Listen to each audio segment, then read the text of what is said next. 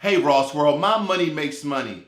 Investopedia came out with a list, eight applications of where they think are the best financial apps for different reasons. And the only thing I'm going to do is read what they have here very briefly from 8 to number 1. So the last one here, the number 8 one is kind of funky.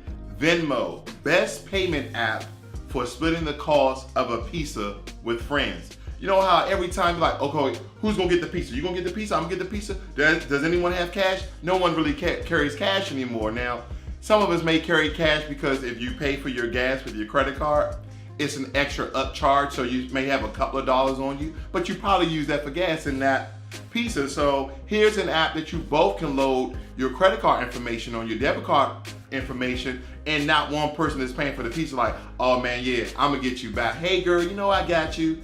No, they don't. Okay, so I like that app, believe it or not. Now, number 7 is called Tycoon. Best app for models and other freelancers. So if you're a model or want to be a model, check out that app where it has different things for you to actually get into. And the next app, number 6, my absolute favorite, the notorious, the infamous, the famous Robinhood. Best investing app for 99%. Nothing can be perfect, right? So we know what Robinhood does, right? So you can invest in individual stocks, whole index and ETF stocks, and some horrible mutual funds. Nonetheless, Robinhood has no commission prices. And here's an update while we're on these apps for Robinhood. Robinhood had these collection tabs. It tells you what sector that stock is actually in, and most stocks are in more than one section. And the newest update, wait for it, the newest update, they now have an analytical series of Zacks. It's not Zacks, but they have their own investing gurus sitting down telling you buy, sell, or hold. Now they're alleviating Zacks. I mean, Zacks has been around for a long time. I will still use Zacks information to make some of my decisions as I invest further. But here's the thing. Robinhood is embedding everything inside of their app, and it's absolutely wonderful. Like, they're trying to make it a one-stop shop. You know, every time that you want to buy something, you go where? You're thinking Amazon, Walmart, Target, right? So that is Robinhood doing in the investor world. That's pretty good. Number 5 is Coinbase. Coinbase is the best app for buying Bitcoin. Everybody know this, or if you're not into cryptocurrencies, then Coinbase is probably the premier one for you to use until Robinhood is available in all 50 states. Now check out Robinhood, because from my last update, I think that they are in anywhere between 8 and 15 states right now, but they're trying to get all 50 states.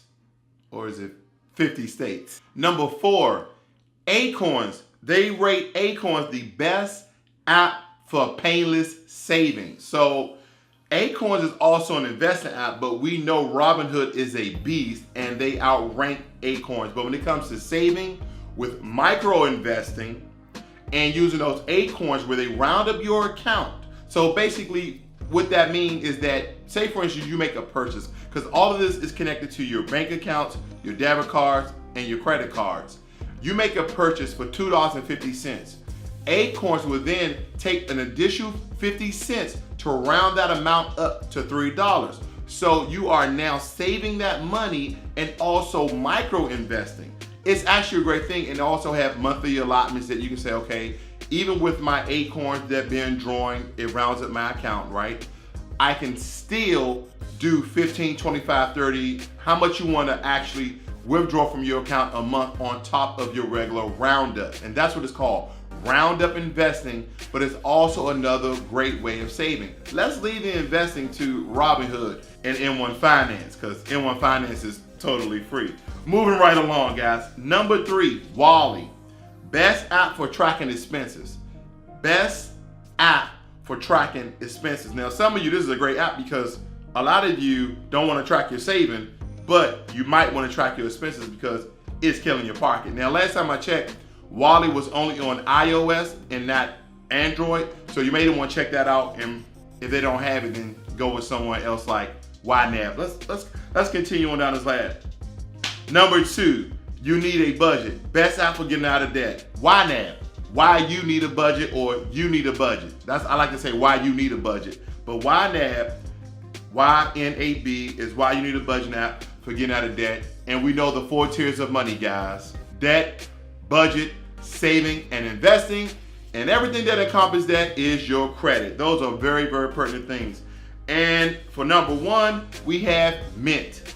Best app for managing your money. Now, granted, I want you to understand this wasn't a list of 8 to 1 or 1 to 8, the best apps for money. No, these were the best in their category. Now, if you've been around long enough, Mint is intuitive and also connected to TurboTax, and probably H&R Block, but don't quote me with that. So if you like this video, give it a thumbs up, and also the notification bell that you'll see like right here or right here. It's a little bell. Click that, and so when I release a video, you get this. This is Ross World. My money makes money. Maybe you need all of these apps to help you manage different sectors of your financial life.